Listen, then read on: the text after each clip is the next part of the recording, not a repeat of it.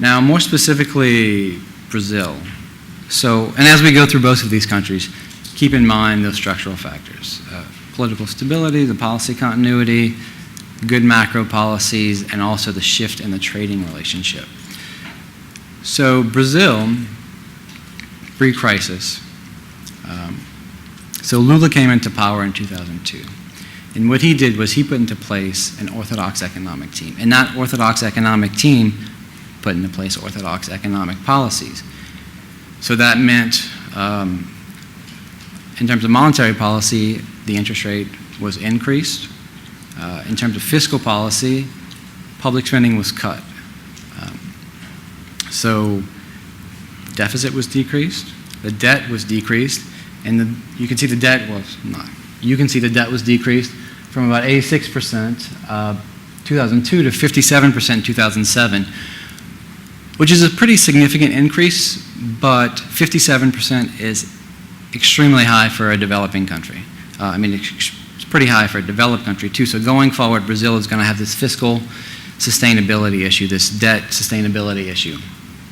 Another important feature of that policy is that more of the public debt is now funded domestically than it was 5 years ago, 10 years ago.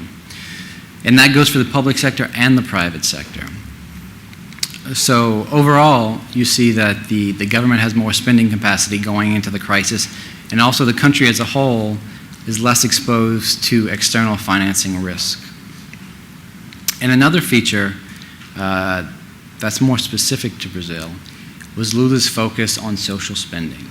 So he put into place numerous countrywide social transfer programs, and the flagship program was Bolsa Familia, which is a program in which cash transfers were given to poor families if they demonstrated that their children were attending school and getting regular health checkups.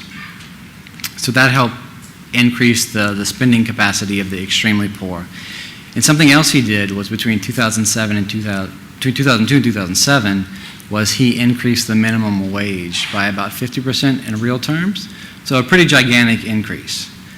Between both of these factors, the social transfers and the minimum wage increase, the domestic market had a lot more capacity to spend when the crisis came around.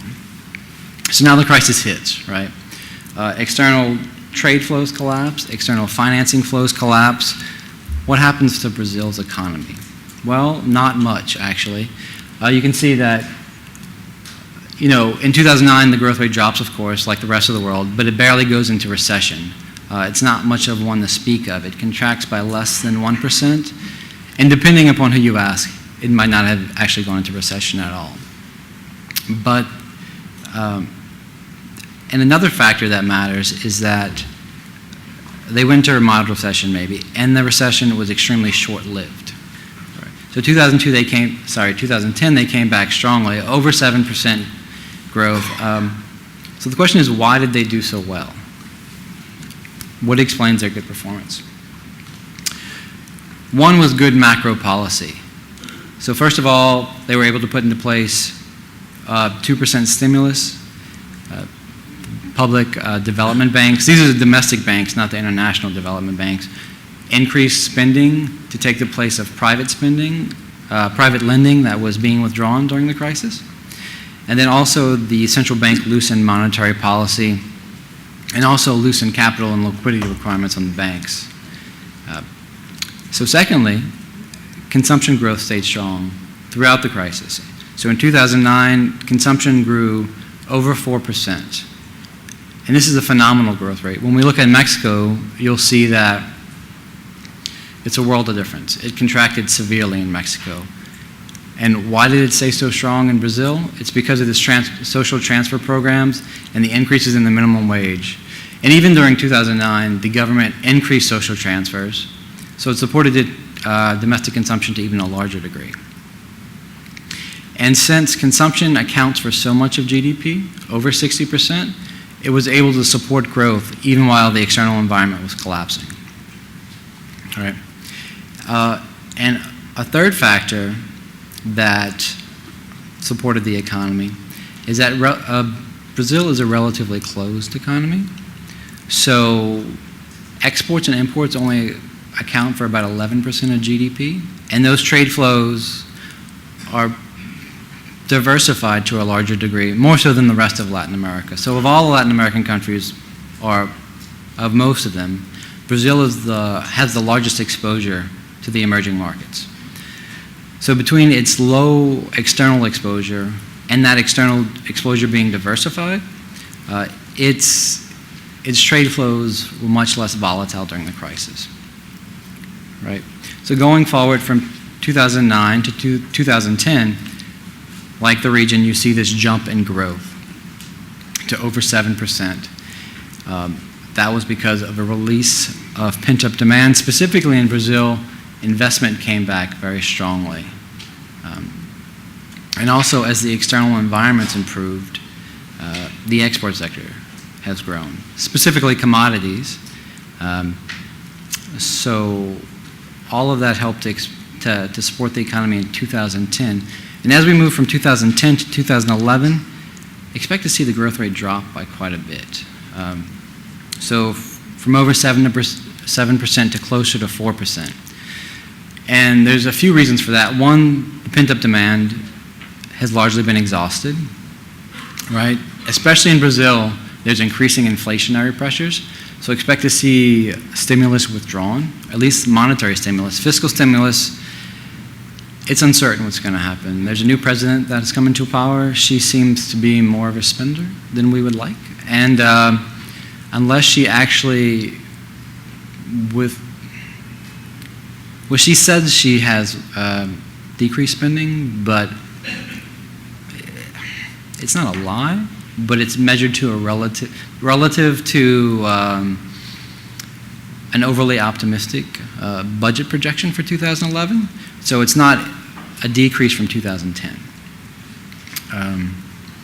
And monetary stimulus has already been started to be withdrawn.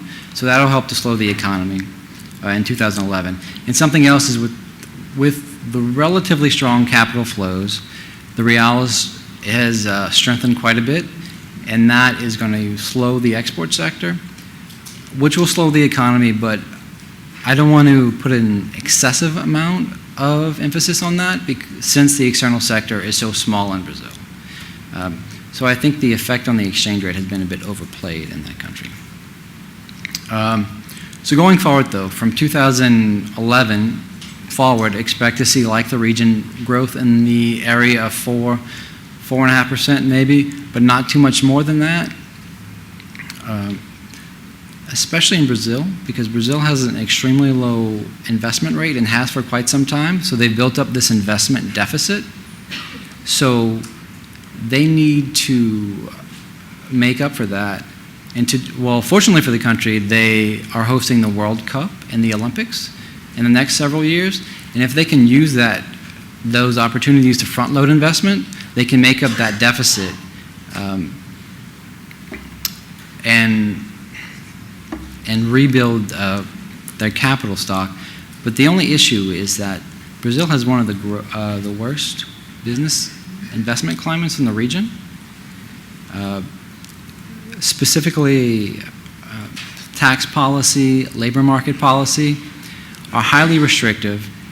So it's very difficult for a foreign company to come into the country and find its way and make a good profit. So if they can address that business climate, accumulated capital, I think the country has a bright future. If it can't, then I think, like the region, it will largely waste its current promise and stagnate economically.